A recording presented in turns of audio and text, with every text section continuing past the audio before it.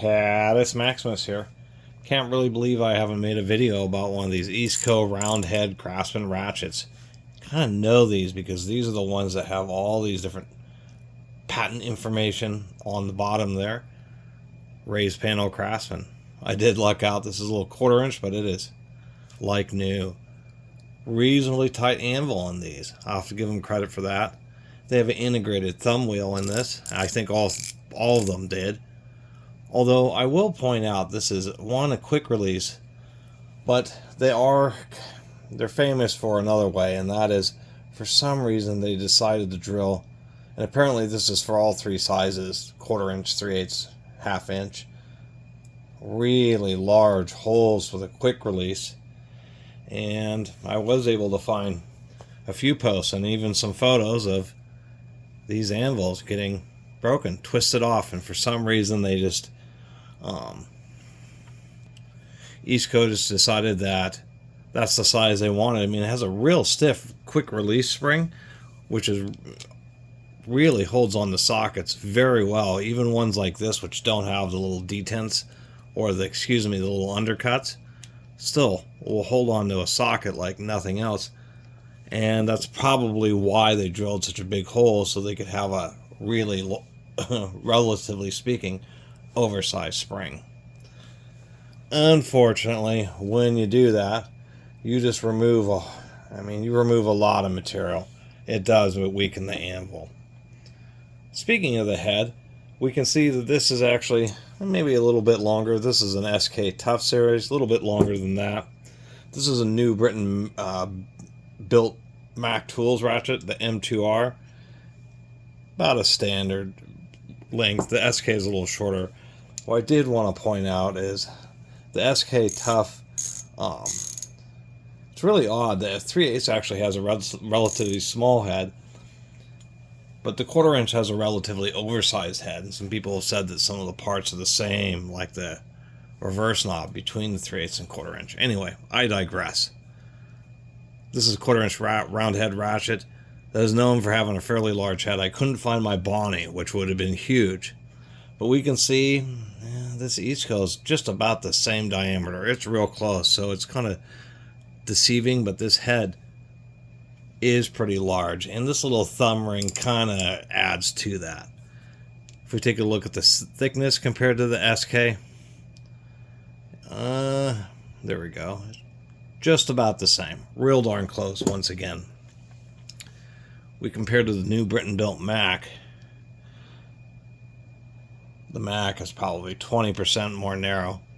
And how much shorter is the Mac if we go by reverse lever to reverse lever? Once again, probably about 15% shorter. So it's actually a fairly big-headed ratchet. Reverse switch seems pretty decent. Other than that, not a lot else to say. It was just a shame that the anvils were, relatively speaking, kind of weak. There is a little clip. It's buried down in here. We'll see if we can't get that out. And, hey, for once, one of those little clips decided to cooperate for me. So, here's our ratchet. It's a blind broach. Earlier versions of round head ratchets, they just were drilled and then they were broached for the teeth. More recent ones like this have teeth only partial way through, so this ratchet head is also built similarly how sockets, which is a type of bottoming blind broach. The sad thing about the anvils being so, almost lost my little clip there. The anvils being so over drilled is the Easco did indeed use a twin pawl system in here. And each pawl has 3 little teeth, so actually it was a pretty strong ratchet mechanism. It does kind of feel like they're using twin pawls. They're using 2 different ways. One, just to double the strength of the ratchet, because when you have a swing pawl like this, of course there's a pin that it pivots on, and that pin is actually what ends up being the weak part. The second thing is sometimes the teeth on this pawl will just be slightly offset from the teeth from this pawl, so you'll ratchet and you'll get this one will engage, and then this one will engage in alternating fashion.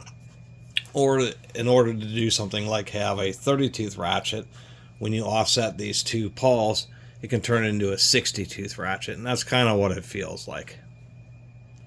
And this head would be impossible to take apart further, because how these quick releases are done is, they drill the hole for the ball detent, or it's a quick release detent in this case. Then they put the spring around the plunger and then put the whole assembly down through there, press against the spring, drop, and then this plunger is going to have like a little undercut in it for this, a little recess, and it's like on a ramp. They drop the ball in and then they swage. So this whole quick release assembly on most, but not quite all. I ran into a New Britain Kilness quick release, and it used a different kind of mechanics, but just about all of them are like this, where they swage or stamp in the retention ball, and that's what holds the whole assembly. So if the ball ever falls out, the whole quick release assembly falls apart. Got it back together, surprisingly enough. Putting a socket on made it a lot easier to manage that little clip. It was still a bit fidgety. I had to pause the video for a minute. So I've now finally reviewed the famous Easco built Craftsman round head ratchet, and it really fits the bill just about in every department. From the strong quick release spring to the thumb ratchet wheel to actually having pretty decent tolerances and a pretty tight head for a round head ratchet, especially for a round head ratchet. Twin pawl mechanism, and even some heavy forging on the beam to boot. They kind of, I guess, would have had an Achilles heel, and that's it. Just way too big of a hole in the anvil. They just removed too much material. It also may explain why I just have not run in. I run into so many different Craftsman ratchets, but these distinct, with their distinctive black, kind of all rectangular reverse knob and integrated quick release, just haven't run into that many, and maybe because a lot of them have broken, unfortunately. Anyway, thanks for watching.